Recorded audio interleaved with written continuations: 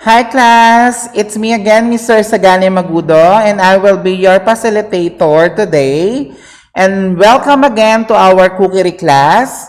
Today, I will discuss Lesson 5, Occupational Safety Hazards. Objective: at the end of the lesson, the learner can identify hazards and risks, and to be able to explain how to control hazards and risks in the workplace. Occupational safety hazard in the food industry. Let's define first what is hazard and what is risk. Hazard is a source of a situation with the potential for harm in terms of human injury or ill health effect, damage to property, and to the environment. So, in other words, when you say hazard, it refers to a source of potential harm or danger. In the occupational safety, hazard can refer to a source of potential damage. In simple words, this refers to something that can cause harm to a person. A hazard can cause harm or adverse health effect to a person. For example, chemicals used in an industry can be a hazard to the workers since it can cause adverse health effects. Similarly, loose electric cables can also become a hazard. The danger or the harm can either be immediate or long-term. For instance, long-term exposure for chemicals will increase the risk of contracting diseases like cancer. At the same time, chemicals like strong acid can also cause immediate injury. What about risk? Risk is the chance of something happening that will have a negative effect. So, in other words again, when you say risk, refers to the chance or possibility of suffering loss or harm. In occupational safety or workplace safety, risk refers to the probability that harm or injury might occur when you are exposed to a hazard. In this case, risk and hazard are interconnected. In the other words, it is the likelihood of worker getting harm in the workplace. OSH. Occupational safety hazards are natural risks present in certain workplace. OSHA or Occupational Safety and Health Act. The primary federal law establishing safety standard in the workplace. Occupational safety hazard or simply OSH are natural risks present in certain workplaces. So, in other words again, millions of workers are at risk from exposure, of course, to physical, chemical, biological, or psychosocial hazards. And most of the people spend about 1/3 or more of each day at work. So, working condition necessary to have a strong effect on their health. Occupational Safety and Health Acts or OSHA. It is the primary federal law establishing safety standard in the workplace, requires employers to provide a safe workplace by informing employees about potential hazards, training them to deal with hazard, and recording workplace injuries. So meaning to say, it is the OSHA is a principal act concerned with protecting the health and safety of employees and members of the public.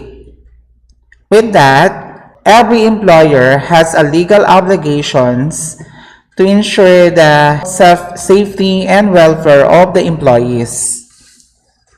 These are the common work-related injuries in food service industry.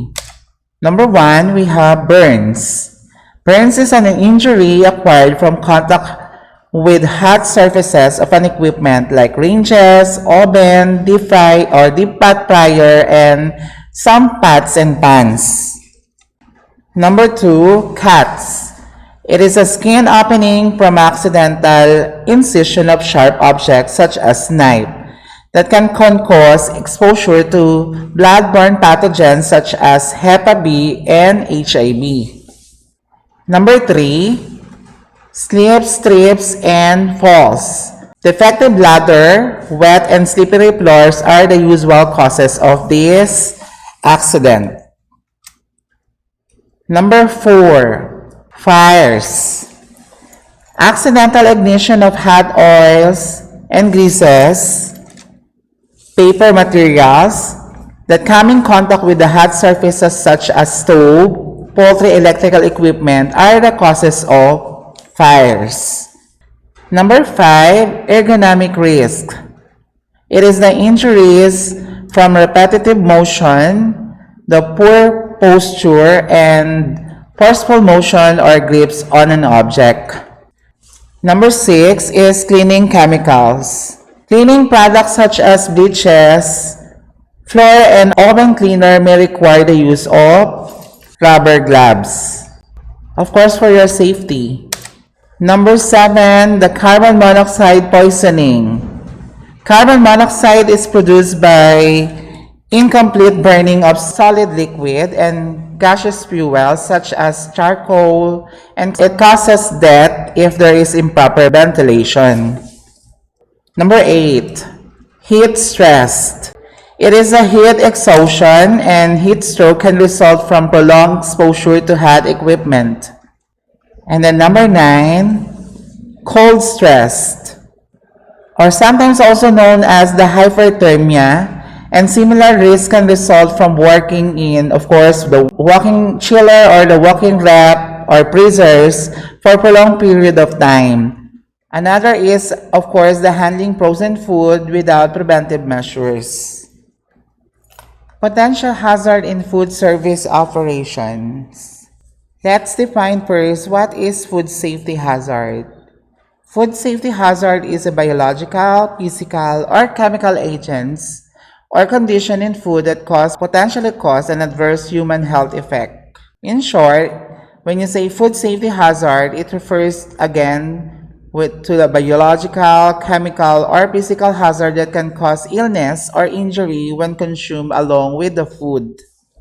Types of foodborne hazards. We have 3 types of foodborne hazards: the physical hazards, chemical hazards, and biological hazards. Physical hazards. Physical hazards are the hard or soft foreign object in the food that can cause illness and injury. Examples of physical hazards are fragments of glass, metal, plastic, toothpicks, jewelry, and human hair. So these hazards result from accidental contamination and poor food handling practices that occur at many points in food chain, such as restaurant, from the source to the consumer. Number 2 is chemical hazards. When you say chemical hazards, these are toxic substances that may occur naturally or may be added during the processing of food. Examples of chemical hazards are pesticides, fertilizers, alcohol, and cleaning agents. Take note that chemicals and other non-food items should never be placed near the food items. Number 3 is biological hazards. When you say biological hazards, it includes harmful microorganisms seen only under the microscope. Examples of biological hazards are bacteria, viruses, parasites, and fungi. These are the 3 categories of food safety hazards. As you can see from this table, you can see all the examples under the 3 categories of food safety hazard: the biological, chemical, and physical. That is the end of our lesson. I just hope that you have learned something today.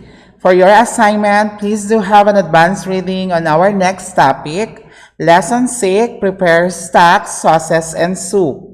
And please do prepare yourself to review our previous lesson because we will be having our quiz on our next meeting during the assess to learn.